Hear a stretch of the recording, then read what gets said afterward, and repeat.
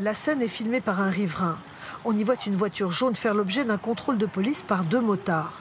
L'un d'eux accoudé près du pare-brise, met en joue le conducteur. Dans les secondes qui suivent, le véhicule démarre. Le policier fait feu. L'homme au volant est mortellement touché. La voiture va continuer sa route sur plusieurs mètres avant de heurter un mur.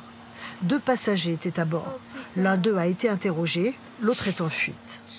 La victime, Naël M, 17 ans, était connue de la justice pour plusieurs refus d'obtempérer et défaut de permis. Selon les premiers éléments fournis par les policiers, peu après 8 heures, la voiture jaune, une voiture de location, commet une infraction routière.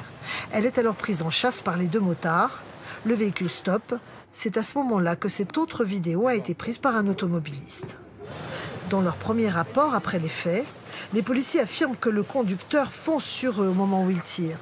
Une version contestée par l'avocat de la famille de la victime. Le tir n'est pas réglementaire. Il aurait fallu, afin que le tir soit réglementaire, que le policier soit en danger, que sa vie soit en danger, ce qui n'était pas le cas, puisqu'on voit clairement sur la vidéo que les policiers sont sur le côté et non pas en face du véhicule. Donc la version donnée par les policiers indiquant que leur vie était en danger a été démentie formellement par cette vidéo. Le policier qui a tiré est en garde à vue à l'IGPN, la police des polices, pour homicide volontaire.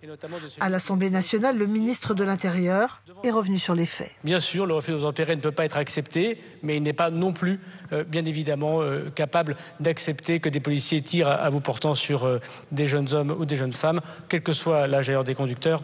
Et vous dire qu'on doit respecter le deuil des familles, mais la présomption d'innocence des policiers. Un important dispositif de police a été mis en place autour du quartier où vivait la victime.